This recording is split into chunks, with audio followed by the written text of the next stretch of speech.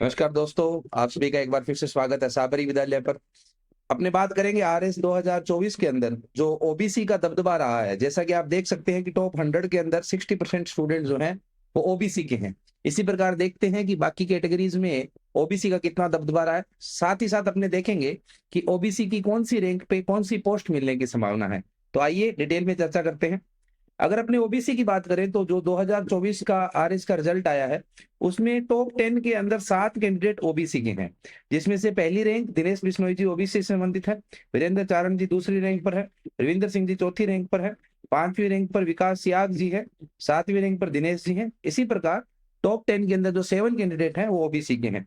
अगर आप टॉप 100 की बात करो आरएस 2024 में तो 60 कैंडिडेट जो हैं वो ओबीसी के हैं।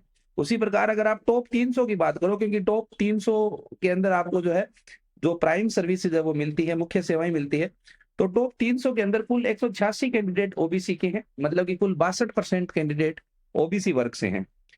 उसी प्रकार टॉप 1000 के अंदर अगर अपने बात करें तो 562 विद्यार्थी, मतलब कि 56.20% विद्यार्थी जो है वो ओबीसी के हैं। तो कुल मिलाकर हम कह सकते हैं कि इस बार ओबीसी का एक तरफा दबदबा रहा है। ओबीसी जो है वो बेताज बादशाह बनकर निकला है इस आरएस 2024 का। अब बात कर लेते हैं कि इस आरएस 2024 की भर्ती में ओबीसी के लिए कितनी वैकेंसीज थी। अगर अपने बात करें आरएस की तो आरएस या एसडीएम की कुल 59 पोस्ट थी, 59 पोस्ट थी। उसमें से ओबीसी के लिए 6 पोस्ट आरक्षित थी। फीमेल के लिए ओबीसी की फीमेल के लिए 4 पोस्ट थी। ओबीसी के एक्स सर्विसमैन के लिए 1 पोस्ट थी और ओबीसी की विडो या डाइवोर्सी के लिए 1 पोस्ट थी। उसी प्रकार अगर अपने आरपीएस की बात करें जो कि डिप्टी एसपी बनते हैं, डीवाईएसपी बनते हैं, उसके अंदर कुल अब की बार 81 पोस्ट थी।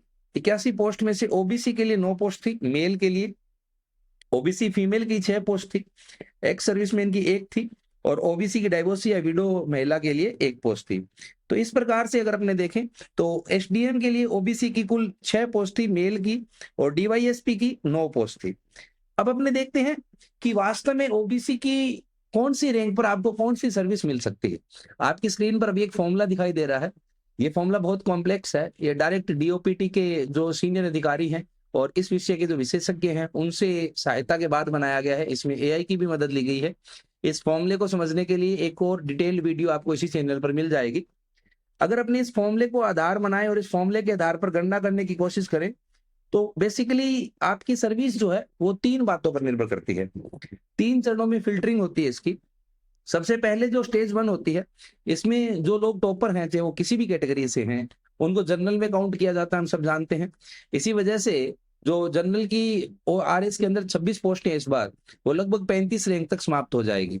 उसके बाद कैटेगरी वाइज पोस्टें बढ़ती है कि बीसी की कैटेगरी स्टार्ट होती है, एससी एसटी की कैटेगरी स्टार्ट होती है और तीसरी चीज जो आती है वो आती है हॉरिजॉन्टल रिजर्वेशन की, बीसी के अंदर महिला, बीसी के अंदर एक्स सर्विसमैन, बीसी के अंदर डाइवोर्सी। तो इस तरीके से विभाजन होता है।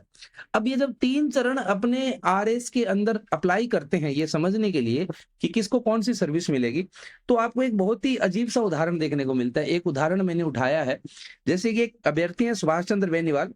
इनकी कुल 780 रैंक आई है इसके आरएस 2024 के अंदर। इन जो सुभाष चंद्र बेनीवाल जी हैं, इनकी जो श्रेणी है वो बीसी है, मतलब कि ओबीसी है और बीसी के अंदर ये हॉरिजॉन्टल रिजर्वेशन में मिनिस्ट्रियल एम्प्लॉई या मंत्रालय कर्मचारी हैं। अब 780 रैंक देखकर ये लगता है कि इनको शायद ही कोई सर्विस मिलेगी और मिलेगी तो बहुत ही ग्रेड बी सर्विस मिलेगी, ग्रेड ए सर्विस की संभावना बहुत कम है। परंतु वास्तव में ऐसा नहीं है, इनको आरपीएस मिलेगा। कैसे आरपीएस मिलेगा? तो अगर अपने देखें तो आरपीएस में कुल 81 पद है इस बार, ठीक है। अगर आप एमई का कोटा देखें, मिनिस्ट्रियल एम्प्लॉय का कोटा देखें तो 12.5% होता है, जिसके तहत 10 सीटें आरपीएस की एमई के कोटे के लिए आरक्षित है। उससे पहले अगर अपने आरएस की देखें और टोटल पूरी की पूरी सीट का एनालिसिस करें तो सुभाष जी जो कि 780 रैंक पर हैं, इनसे पहले एमई के 9 अभ्यर्थी हैं। इन 9 अभ्यर्थी में से 7 सीटें एमई के लिए जो है वो आरएस में आरक्षित है, तो ये 7 लोग तो आरएस बनेंगे।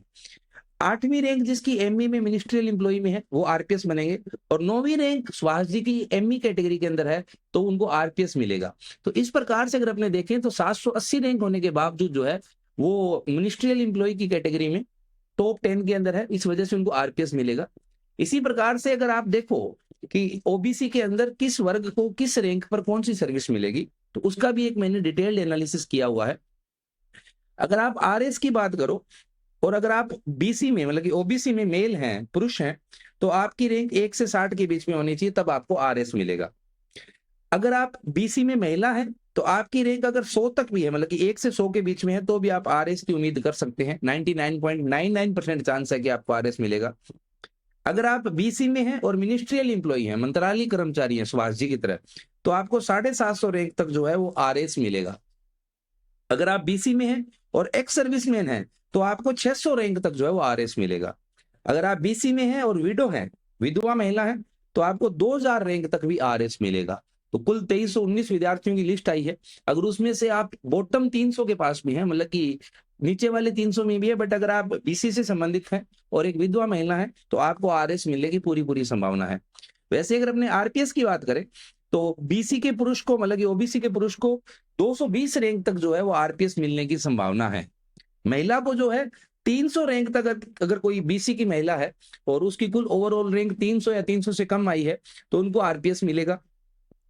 अगर आप बीसी में है और मिनिस्ट्रियल एम्प्लॉई हैं, तो 1000 रैंक तक अगर आपकी आई है, 750 तक आपको आरएस मिलेगा। 750 से लेकर 1000 के बीच में जो बीसी कैटेगरी के मिनिस्ट्रियल एम्प्लॉई वाले होंगे, उनको आरपीएस मिलेगा।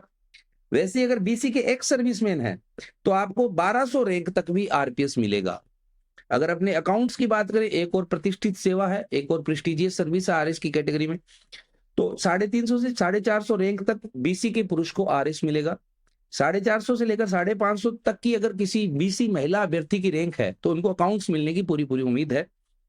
वैसे ही जो बीसी के मिनिस्ट्रियल एम्प्लॉई हैं, मंत्रालय कर्मचारी हैं बीसी कैटेगरी में, उनको 1500 की रैंक तक भी अकाउंट्स मिलेगा। अगर आप बीसी में और एक्स सर्विस में है, तो 1850 रैंक अगर आपकी आई है, तो भी आपको अकाउंट सर्विस मिलेगी। अगर आप विडो हैं, तो फिर तो आपकी कोई सी भी रैंक आई है, अकाउंट्स आपकी पक्की है, अगर आप बीसी से संबंधित विधवा महिला या तलाकशुदा महिला हैं। अगर अपने तहसीलदार की बात करें, तो तहसीलदार ओबीसी के पुरुष को 550 से लेकर 650 की रैंक में मिलेगा। ओबीसी की महिला को 650 से लेकर 800 तक की रैंक को मिलेगा। ओबीसी के मिनिस्ट्रियल एम्प्लॉय को 1800 रैंक तक जो है तहसीलदार सर्विस मिलने की उम्मीद है। एक्स सर्विसमैन कैटेगरी जो है 2150 तक अगर किसी की रैंक आई है और वो एक्स सर्विसमैन है और बीसी से संबंधित है, तो उनको तहसीलदार मिलने की उम्मीद है। और अगर विधवा है और बीसी से है, तो तहसीलदार तो पक्का ही है, कोई सी भी रैंक आई है। अगर आप चाहते हैं किसी प्रकार बाकी श्रेणियों का भी आपके सामने विश्लेषण किया जाए, या अगर आप इस बार के सिलेक्टेड कैंडिडेट हैं और आप अपनी सर्विस जानना चाहते हैं, तो वीडियो के कमेंट में जरूर अपनी रैंक बताएं। मैं इस फॉर्मूला से आपको कैलकुलेट करके दूंगा कि आपकी रैंक कौन सी आएगी। इस फॉर्मूला के अंदर इस बात का भी ध्यान रखा जाता है कि आपकी रैंक कौन सी है, उस श्रेणी के लिए वैकेंसी कितनी है, और हॉरिजॉन्टल रिजर्वेशन का जो रूल है वो लगाने के बाद आपको क्या फायदा मिलेगा। उदाहरण के लिए जो एक्स सर्विसमैन होते हैं, उनकी रैंक को आप 20 से गुना कर लो। अगर किसी की 1500 रैंक आई है, तो उसको 20 से गुना कर लो, वो उतना ऊपर चढ़ जाएगा, 20 गुना ऊपर चढ़ जाएगा वो। तो ये एक पैटर्न होता है, वो मैंने दूसरे वीडियो में आपको समझाया हुआ है। इसी प्रकार अगर आप देखोगे, तो ओबीसी के सभी रैंक के लिए सर्विस जो है वो कैलकुलेट की गई है। हालांकि जब ये सर्विस की गणना की गई है, तो इस बात का ध्यान रखा गया है सामान्यतः कि फर्स्ट प्रायोरिटी जो होती है वो आरएस को दी जाती है, दूसरी प्रायोरिटी आरपीएस को दी जाती है, तीसरी अकाउंट्स को है। तो उसी प्रायोरिटी को मानकर चला गया है। अब कुछ अभ्यर्थियों ने कुछ और प्रायोरिटीज भरी होगी, तो उसके आधार पर इसके अंदर छोटे मोटे बदलाव हो सकते हैं। तो ये जो गणना है वो किसी अनुभव पर या ऐसे तुक्काबाजी के अंदर नहीं की गई है। इस गणना को एक वेल प्रूवन फॉर्मूला के माध्यम से किया गया है। तो जो जो लोग इस रैंक में आ रहे हैं, उसके हिसाब से वो अपनी सर्विस का अनुमान लगा सकते हैं और अभी से पार्टी शुरू कर सकते हैं। देखते रहिए साबरी विद्यालय। इसी प्रकार और इंटरेस्टिंग वीडियोस के लिए have a good day. Thank you.